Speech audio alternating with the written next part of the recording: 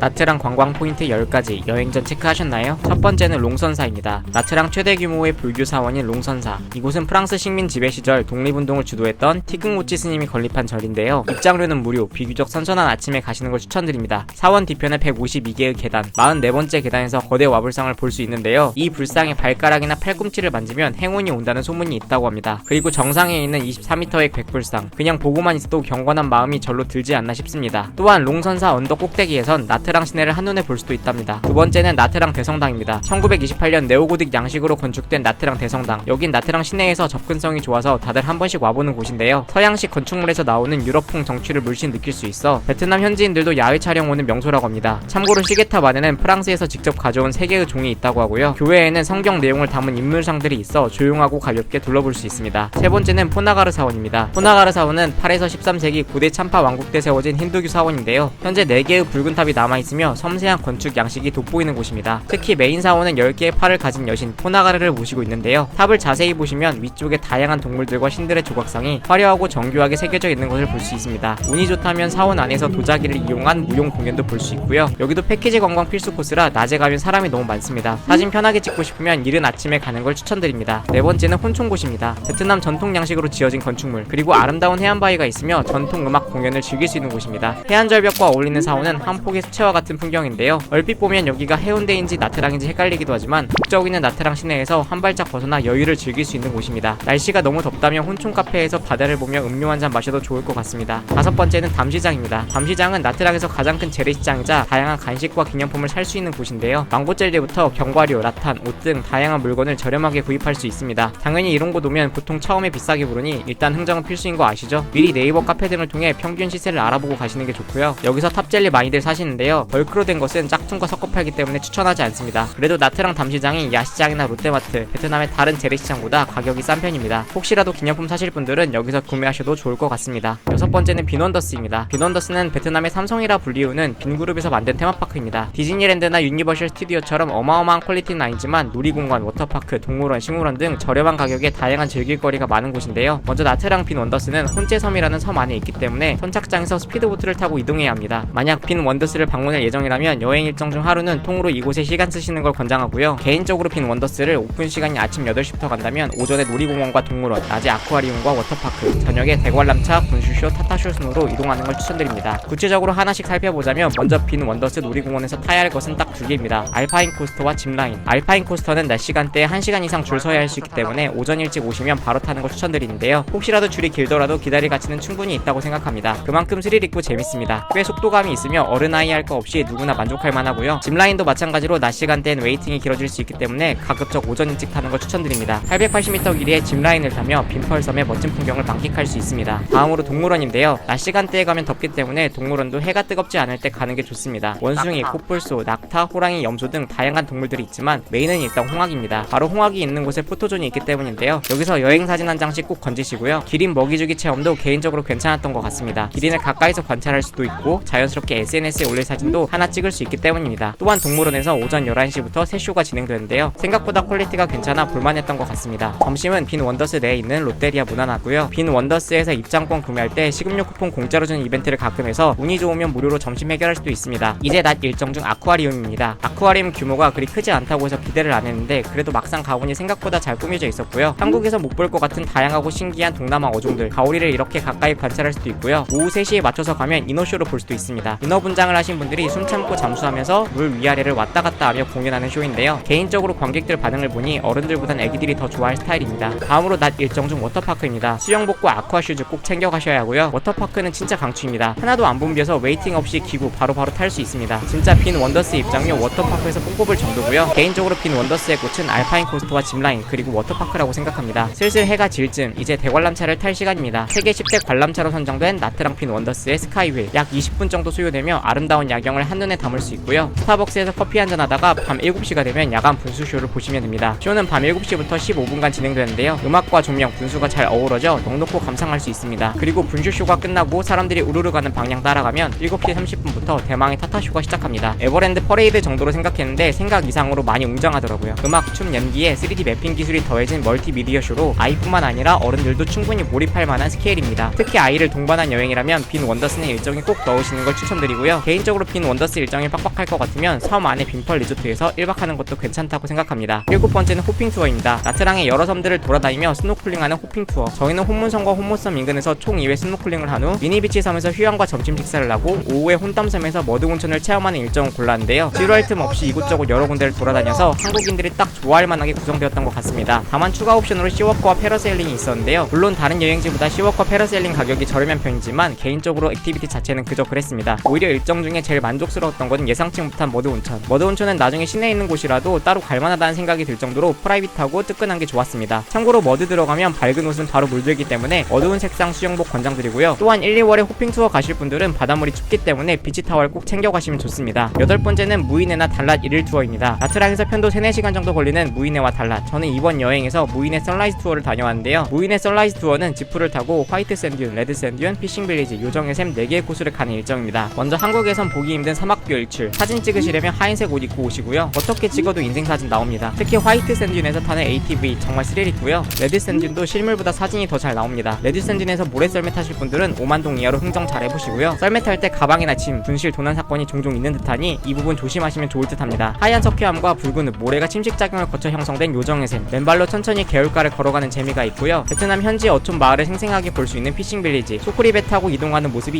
이색적이었습니다. 무이네 투어 전반적으로 사진 찍기 좋아하는 분들이 가면 만족도 매우 높을 것 같고요. 개인적으로 저는 무이네 갈 계획이라면 1박 하는 걸 추천드립니다. 무이네 투어의 경우 한국에서 예약하는 것보다 현지 여행사가 비용이 더 저렴하고요. 무이네 1박 하신 분들 위해 무이네 맛집 몇 개만 짧게 소개해드리자면 무이네 해산물 거리인 보케거리에 있는 미스터 크랩 2호점, 랍스터, 타이거 새우와 맛조개, 숯불에 양념에 맛도 있었는데 모두 합쳐서 한국 돈 6만원 정도니 가성비까지 괜찮았습니다. 후식으로 길거리에 있는 철판 아이스크림으로 입가심까지 하면 한 끼 식사로 완벽하지 않나 싶고요. 무이네 최고 맛집으로 불리는 신바트 케밥, 워낙 유명한 곳이라 한국인들이 엄청 많이 찾는 곳인데요. 소고기, 치킨, 믹스 케밥이 베스트셀러. 생각보다 크기가 커서 먹다 보면 내용물이 줄줄 셉니다. 개인적으로 엄청 맛있다 느낌은 아니지만 가볍게 한 끼 먹기엔 가성비 좋았고요. 구글 평점이 유독 높은 스위스 하우스. 여긴 실제 스위스 출신 사장님이 운영하는 곳인데요. 베트남 물가치고는 가격대가 있는 편이지만 파스톤 스테이크, 치즈 퐁듀, 라자냐 모두 맛있었습니다. 해산물만 먹다가 가끔 고기 땡길 때 추천합니다. 그리고 무이네 최고의 뷰 맛집 파인애플 무이네. 솔직히 음료 맛은 그저 그런데 우울해질 때 뷰가 대박입니다. 4시 반쯤 가서 일몰 때까지 여유 즐기시면 좋고요. SNS에 올릴 사진 필요하신 분들에게 추천하는 곳입니다. 9번째는 마사지 맛집입니다. 강력한 압을 좋아하시면 온시 스파 어떠신가요? 이곳은 남자 마사지사를 선택할 수 있는데 아빗에서 지금까지 받아본 마사지 중에서 제일 시원했습니다. 타이 마사지 받다가 저도 모르게 코 골고 침 흘리며 잔 것 같고요. 온시 스파를 뛰어넘는 최고의 인생 마사지는 센스파. 여기서는 핫스톤 마사지를 받았는데요. 어디를 어떻게 눌러야 하는지 정확히 아는 듯한 느낌이랄까? 미처 풀리지 못한 근육들이 섬세하게 풀리는 기분이었고요. 마사지사를 체계적으로 관리한 듯 했으며 자연 친화적인 분위기와 편안한 향, 디테일한 마사지까지 모든 게 완벽했던 곳이었습니다. 참고로 센스파는 꼭 카톡으로 미리 예약하셔야 하고요. 물론 센스파는 나트랑 마사지 샵 중 가격대가 비싼 축에 속하지만 너무 만족스러워서 돈이 전혀 아깝지 않았습니다. 10번째는 여행시 주의사항입니다. 나트랑 여행전 샤워필터 챙기셨나요? 베트남은 수도꼭지를 틀면 기본적으로 석회수입니다. 피부나 모발 지키고 싶으면 샤워필터 쓰시는 걸 추천드리고요. 또한 베트남은 돈 단위가 커서 계산 헷갈리는 경우가 있기 때문에 동지갑 만들어가는 걸 권장드립니다. 택시는 그랩 어플 깔아서 카드 등록해 놓으면 여행 중 정말 편하게 이동할 수 있고요. 무엇보다 그랩 이용하면 밑장 빼기 사기에 안 당할 수 있습니다. 마지막으로 나트랑에서도 최근 오토바이 날치기 범죄가 있다고 하는데요. 가방은 손에 들고 다니는 가방보단 크로스백이나 슬링백 앞으로 메고 다니시면 안전하고요. 길거리에서 한국처럼 스마트폰만 보면서 시내 활보하는 건 위험할 수 있습니다. 혹시라도 스마트폰 사용할 경우 차도보단 상가 쪽에 붙어서 걸어 다니시는 게 좋습니다. 벽 쪽을 보고 스마트폰 검색하는 게 최대한 안전하고요. 제일 좋은 건 실내에서 사용하는 것이지 않나 싶습니다. 또한 스마트폰을 계속 손에 쥐고 다니면 날치기 표적이 될 수 있으므로 안 쓸 때는 가방 속에 보관하는 걸 권장합니다. 물가 싸고 음식이 맛있으며 휴양하기 최고인 나트랑. 그럼 10가지 관광 포인트 잘 기억하셔서 좋은 여행 추억 많이 쌓으시길 바랍니다.